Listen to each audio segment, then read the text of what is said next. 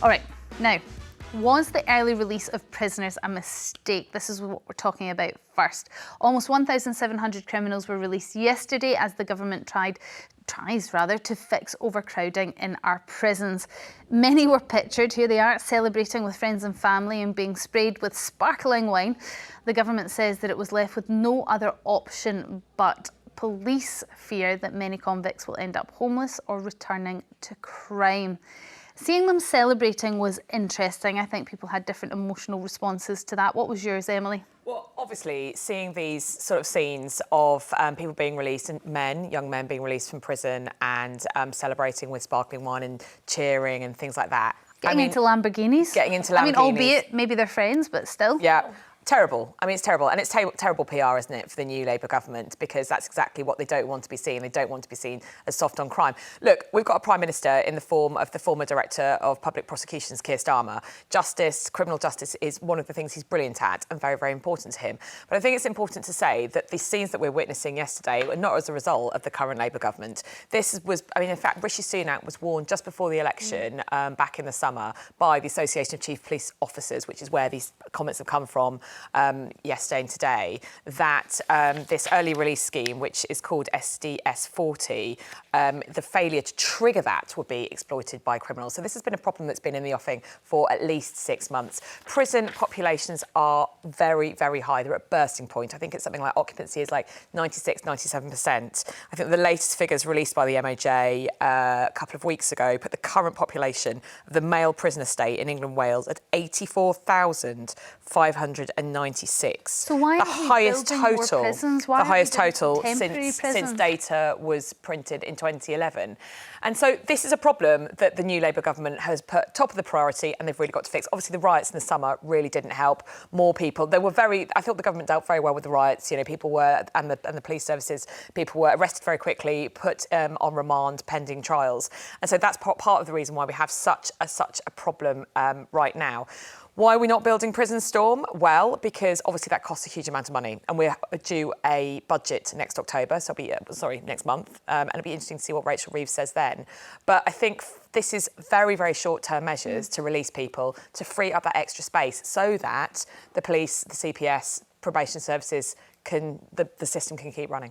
And actually, most criminals seem to be getting out halfway through their sentence anyway, so it's actually just a little bit less than they would expect to get. Well, I think this is a horrific policy. It really is, and it's frightening, and the public are in danger.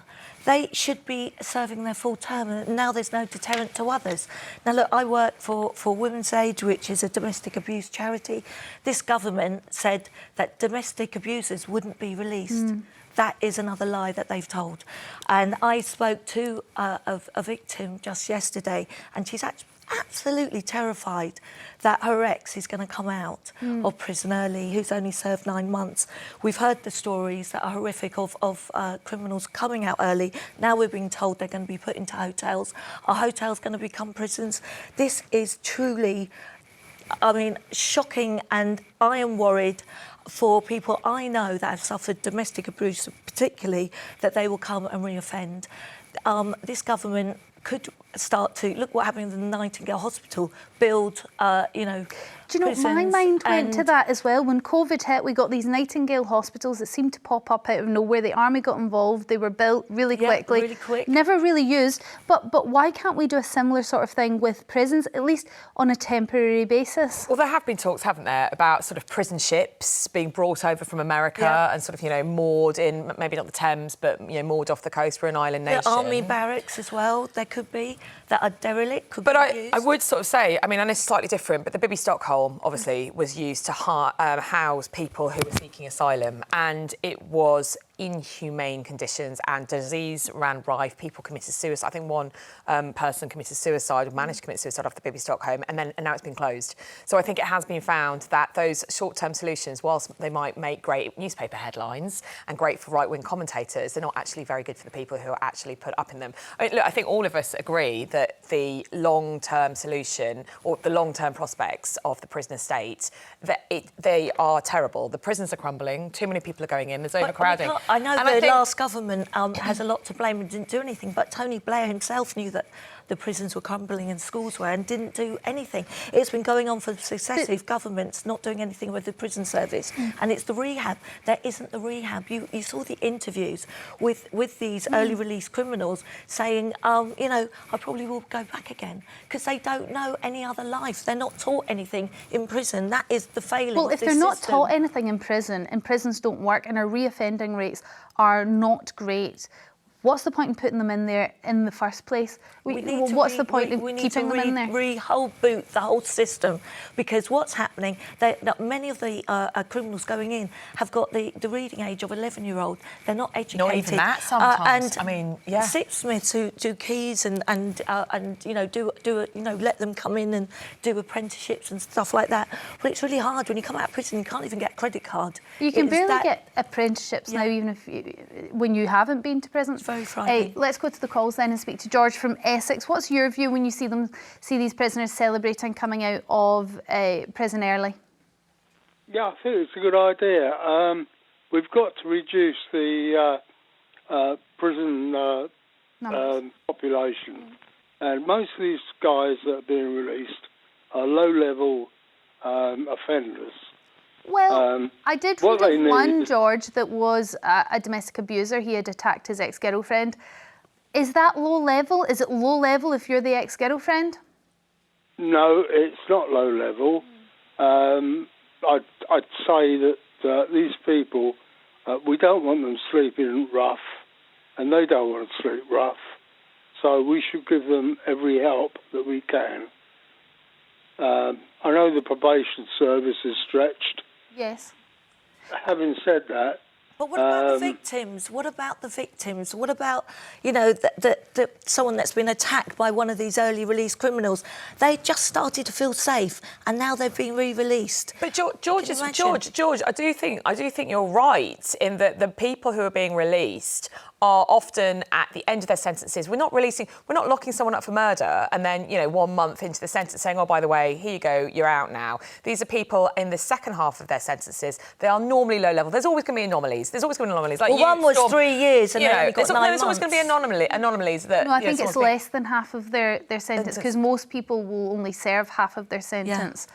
And so now they're being released slightly earlier than that. And the government have said that, and I understand that, there are always going to be anomalies, but the government have said that offenders jailed for violent offences with sentences of at least 4 years, sex offenders and domestic abusers are not eligible for early release. Yeah, and when you read that initially, you thought, oh, OK, great. Yeah. So violent criminals, domestic abusers and those criminals who have been sentenced after sex offences will not be getting out. Great. But that's not... It's if you have a sentence of over 4 years for those crimes. Now, if you've got a sentence of over 4 years for any one of those crimes, your crime is incredibly serious. Yeah.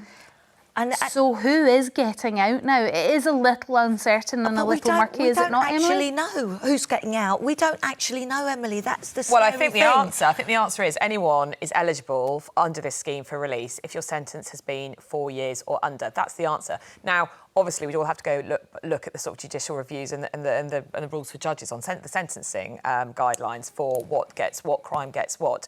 But I would say, with no legal training, I would say that those are people like shoplifting.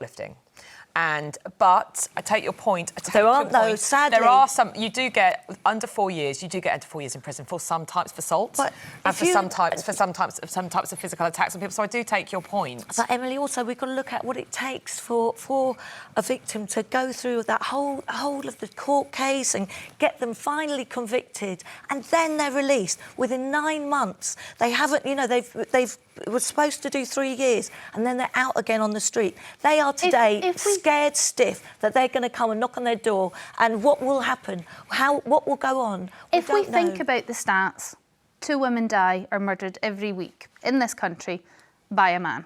OK, so there's just one stat for you. So that's one crime, females being murdered. There are only about 80,000 prison spaces in the whole country. Yeah. isn't that just quite a huge chasm between what we suspect might be the number of criminals and the amount of spaces we have in jails? Aren't we just failing anyway from the get-go? Failing totally. Well, don't we need to do something? Don't we need to start building more? Yeah, We're putting 8 billion into what the message prison is that sending out service. to criminals? And it's I think that the whole penal system does need to be looked at. I mean, you can't just kind of knock everything down and start again with, you know, the economy or the NHS or the penal system. But I certainly think when it comes to, you know, locking up people well, it's basically what, as you said, as locking up people, throwing away the key is not the answer. You have to have rehabilitation. Society has to look at itself again. It has to start in schools, you know, going back to domestic abuse, which is very, you know, going back to domestic abuse, boys at primary school have to be taught that it's totally unacceptable to hit a man or a woman, you know, and it's education and how they're brought up. It's 31.6% are re-offending and going back into prison, and they have no other life. They get out of prison and they just think, I'll go back to the life I know because I can't get a job, I can't get a credit card, and this is the only life I know, and they slip back into it. I'm just going to read a couple of messages here that we've got online. David on Facebook says, I'm afraid this is what happens when we live in a political culture of short-termism and kicking issues into the long grass for the next party to deal with. Simon on Facebook says, you can't just keep building more and more prisons to lock away people, to lock people away in. Eventually you need to tackle the root cause of the crime, which is actually what you guys were getting at there.